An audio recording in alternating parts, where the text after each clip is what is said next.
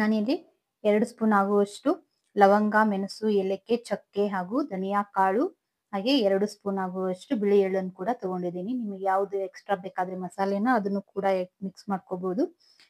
Add ಮಾಡ್ಕೊಂಡು ಚೆನ್ನಾಗಿ ಇದು ಫ್ರೈ ಆಗಬೇಕು. ಇದು ಮೀಡಿಯಂ ಫ್ಲೇಮ್ ಅಲ್ಲೇನೆ ಫ್ರೈ ಮಾಡ್ಕೊಳ್ಳಿ.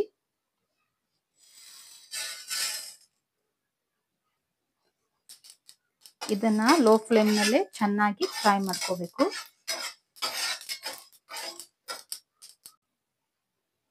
ಈ ತರ ಲೋ ಫ್ಲೇಮ್ ಅಲ್ಲಿ ಚೆನ್ನಾಗಿ ಫ್ರೈ ಮಾಡ್ತಾ ಇದ್ರೆ ಇದರ ಸ್ಮೆಲ್ ಕೂಡ ತುಂಬಾನೇ ಚೆನ್ನಾಗಿ ಬರ್ತಾ ಇದೆ.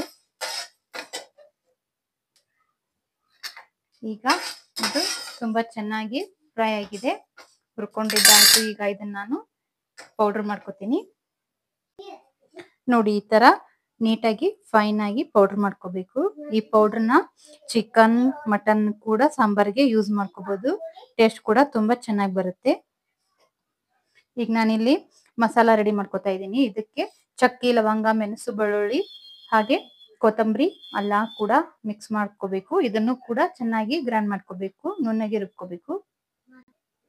ಈ ತರ ಸ್ವಲ್ಪ ನೀರ್ ಹಾಕೊಂಡು ಕೂಡ ನುಣ್ಣಗೆ ರುಬ್ಕೋಬೇಕು. ಈಗ ಇದು ಈ ಪೇಸ್ಟ್ ಕೂಡ ರೆಡಿ ಆಗೋಯ್ತು. ನಾನಿಲ್ಲಿ 1 kg ಮಟನ್ಗೆ 2 ದೊಡ್ಡದಾಗಿರುವಂತ ಟೊಮೆಟೊನ ತಗೋತಾ ಇದ್ದೀನಿ. ಇಲ್ಲಿ ನಾನು 1 kg ಮಟನ್ ತಗೊಂಡಿದ್ದೀನಿ. ಈಗ ಇದನ್ನ ಕುಕ್ಕರ್ಗೆ ಹಾಕೋತಾ ಇದ್ದೀನಿ.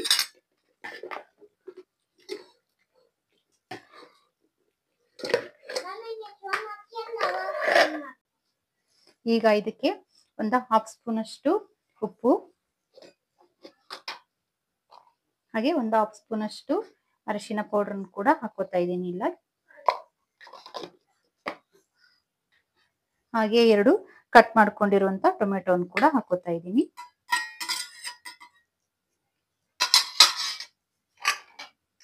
ಈಗ ಕುಕ್ಕರ್ ಲಿಡ್ನ ಕ್ಲೋಸ್ ಮಾಡಿ ಈಗ ಇದನ್ನ 2 ವಿಸಿಲ್ ಕೂಗಿಸ್ಕೋಬೇಕು.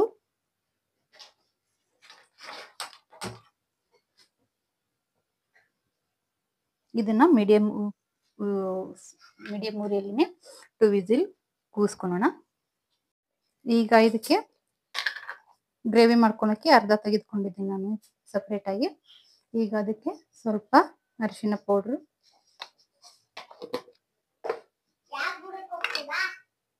ಖುಷಿ ಮಾತಾಬೇಡ, ಹಾಗೆ ಒಂದು ಅರ್ಧ ಹಾಕೋತಾ ಇದ್ದೀನಿ. ಅರ್ಧ ಸಾಂಬಾರಿಗೆ ಇಟ್ಕೋತಾ ಇದ್ದೀನಿ. ಇದು ಗ್ರೇವಿಗೆ ಅರ್ಧ ಹಾಕೋತಾ ಇದ್ದೀನಿ.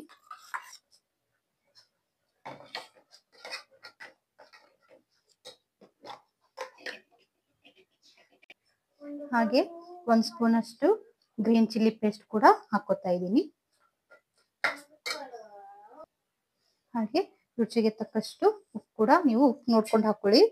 ಮೊದಲೇ ಬೇಯಿಸ್ಕೊಂಡು ಹಾಕೊಂಡಿರ್ತೀವಲ್ಲ, ಹಾಗಾಗಿ ಸ್ವಲ್ಪ ಕಡಿಮೆನೆ ಹಾಕೊಳ್ಳಿ.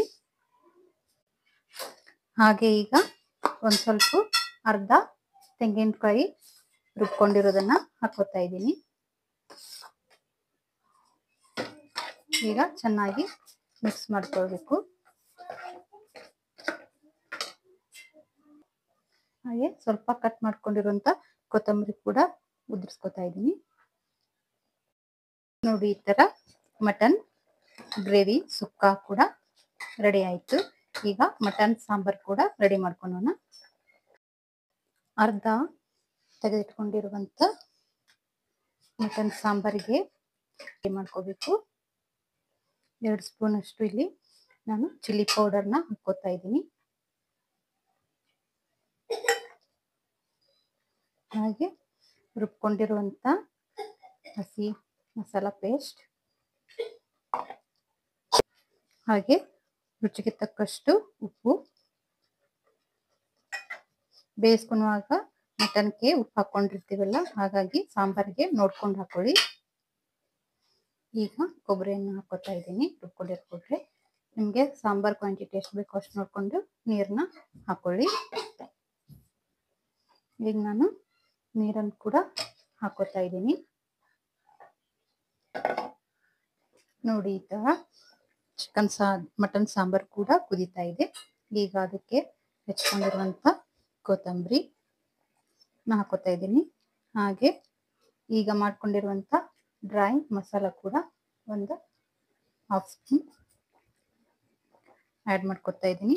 ಇದು ಹಾಕೋದ್ರಿಂದ ಟೇಸ್ಟ್ ಕೂಡ ತುಂಬಾ ಚೆನ್ನಾಗಿ ಬರುತ್ತೆ. ಇದನ್ನ ಮಟನ್ ಗ್ರೇವಿ, ಚಿಕನ್ ಗ್ರೇವಿ, ಹಾಗೆ ಮಟನ್ ಸಾಂಬಾರ್, ಚಿಕನ್ ಸಾಂಬಾರ್ಗೆ ಕೂಡ ಹಾಕೊಳ್ಳಿ. ಒಂದ್ಸಾರಿ ಈ ರೆಸಿಪಿನ ಟ್ರೈ ಮಾಡಿ, ತುಂಬಾನೇ ಚೆನ್ನಾಗಿ ಬರುತ್ತೆ. ಈ ವಿಡಿಯೋ ನಿಮ್ಗೆ ಇಷ್ಟ ಆಗಿದ್ರೆ ನಿಮ್ಮ ಫ್ಯಾಮಿಲಿ ಫ್ರೆಂಡ್ಸ್ ಕೂಡ ಶೇರ್ ಮಾಡಿ, ಹಾಗೆ ಲೈಕ್ ಮಾಡಿ, ಹಾಗೆ ಸಬ್ಸ್ಕ್ರೈಬ್ ಮಾಡಿ ಪ್ಲೀಸ್. Thank you.